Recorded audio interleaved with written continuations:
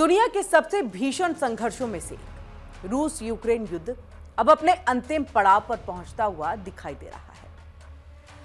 अमेरिकी राष्ट्रपति Donald Trump और यूक्रेनी राष्ट्रपति ज़ेलेंस्की के बीच हुई मुलाकात ने शांति की एक नई उम्मीद जगा दी है। लगभग 3 वर्षों से जारी रूस यूक्रेन युद्ध के मोर्चे से पूरी दुनिया को एक राहत की सांस देने वाली जो खबर है वो सामने आई। बैठक के बाद दोनों नेताओं ने संकेत दिए कि वे युद्ध समाप्त करने के और उस समझौते के बेहद करीब पहुंच चुके हैं।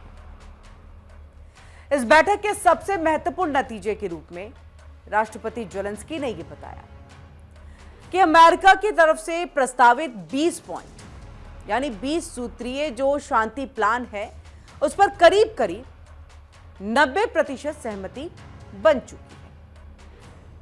अब सबसे बड़ी उपलब्धि अमेरिका यूक्रेन सुरक्षा गारंटी को लेकर के रही, जिस पर 100% सहमति बनने का दावा ज़ेलेंस्की ने किया। आइए अब आपको बताते हैं वोलोदिमीर ज़ेलेंस्की ने क्या कुछ कहा। तो ज़ेलेंस्की ने स्पष्ट किया है कि सैन्य पहलुओं और भविष्य की कार्रवाई के क्रम को एक अंतिम रूप दिया जा रहा है और स्थायी शांति के लिए सुरक्षा गारंटी सबसे अहम कदम और हमारी टीमें इस पर 24 घंटे काम कर रही है। फिर ज़ेलेंस्की ने बताया कि मिलने से ठीक पहले उनकी रूसी राष्ट्रपति यानी कि ये बात ट्रंप बता रहे हैं कि ज़ेलेंस्की से जब वो मिलने के लिए पहुंच रहे थे उससे ठीक पहले उनकी बातचीत जो है रूस के राष्ट्रपति व्लादिमीर पुतिन से हुई है और एक लंबी बातचीत चली। अब ट्रंप के अनुसार पुतिन इस समय एक अलग ही अंदाज में दिख रहे हैं। यह ट्रंप का दावा है। वे खुद इस युद्ध को खत्म करना चाहते हैं। ट्रंप ने आगे बताया कि पुतिन ने यूक्रेन के प्रति एक उदार रवैया जो है उसको अपनाया है, उसे दिखाया है, जिसमें युद्ध के बाद यूक्रेन को बेहद कम कीमतों पर ऊर्जा और बिजली जैसी जो बुनियादी सुविधाएं हैं वो प्रदान करें, यानी कि उसकी सहायता करने की बात भी शामिल है। अब ये अगर ट्रंप दावा कर रहे हैं तो अपने आप में ये बड़ी बात हो जाती है। ट्रंप ने ये विश्वास जताया कि पुतिन अब शांति के लिए तैयार हैं और जल्द ही पुतिन, ज़ेलेंस्की और ट्रंप के बीच एक त्रिपक्षीय बैठक संभव है। अब ऐसे में 20 सूत्रीय पीस प्लान है क्या, वो भी हम आपको यहां पर बताएं, क्योंकि 90% लगभग सहमति बन गई है। ये अपने आप में बहुत बड़ी बात और शांति समझौते की तरफ बढ़ता हुआ ये कदम है। अब ऐसे में प्रस्तावित शांति समझौते के मुख्य बिंदुओं के अनुसार देखिए, यूक्रेन की संप्रभुता की पुष्टि की जाएगी और उसे मजबूत सुरक्षा गारंटी दी जाएगी। रूस और यूक्रेन आक्रामकता रोकने का एक दीर्घकालीन समझौता करेंगे, जिसकी निगरानी अंतरिक्ष से की जाएगी।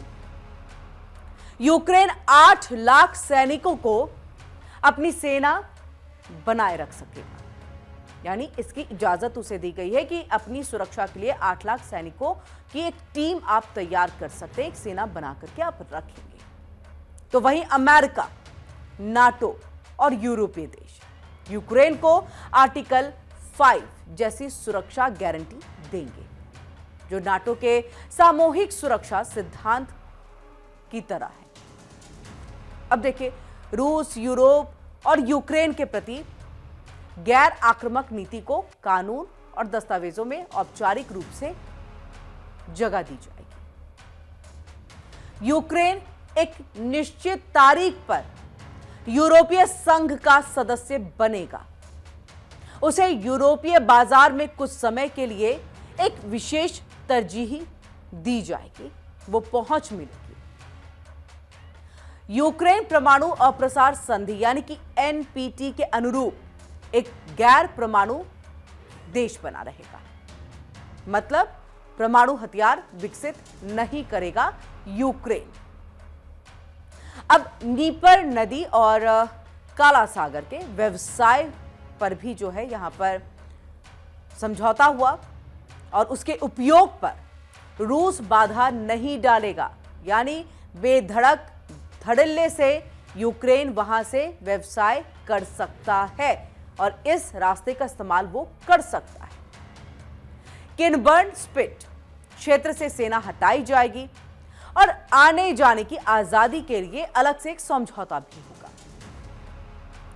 शांति समझौते पर दस्तखत होने के तुरंत बाद यूक्रेन में जल्द से जल्द चुनाव कराए जाएंगे, जो कि बीच में अटकलें लग भी रही थी कि जेलेंस्की चुनाव कराने जा रहे हैं, लेकिन अब यह तय हुआ है कि जैसे ही यह युद्ध खत्म होगा, शांति समझौते पर हस्ताक्षर हो जाएगा, वैसे ही ठीक चुनाव यूक्रेन के अंदर में करा लिए जाएंगे। दो महत्वपूर्ण मुद्दे हैं, ज़ेपोरिज़िया परमाणु प्लांट और डोनबास इलाका।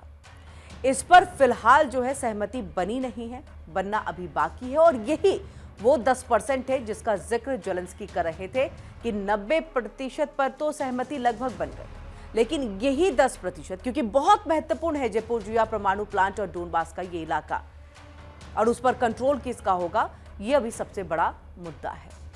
अभी तक कोई इसको लेकर के सहमति जो है वो बन नहीं पाई। अब ऐसे में देखिए, शांति की इस प्रक्रिया को औपचारिक रूप देने के लिए एक बड़ा घटनाक्रम जनवरी 2026 में होने वाला है। इस समिट का मुख्य उद्देश्य शांति योजना के बचे हुए 10% अनसुलझे मुद्दों को सुलझाना और युद्ध विराम की आधिकारिक घोषणा की रूपरेखा तैयार करना होगा। हालांकि कुछ जटिल मुद्दे अभी मेज पर हैं और उसी मेज पर इन मुद्दों को रख करके बातचीत का सिलसिला आगे बढ़ाया जाएगा, लेकिन ट्रंप और जेलेंस्की की जो बॉडी लैंग्वेज थी वो अपने आप में ये साफ कर देती है कि आगे आने वाले दिनों में हम इस युद्ध को किस तरफ जाते हुए देख रहे हैं। और ऐसे में ना केवल ट्रंप और जेलेंस्की का बॉडी लैंग्वेज, साथ ही साथ पुतिन के बदलते रुख ने भी ये साफ कर दिया है कि कूटनीति अब मिसाइलों पर भारी पड़ती हुई दिखाई दे रही है।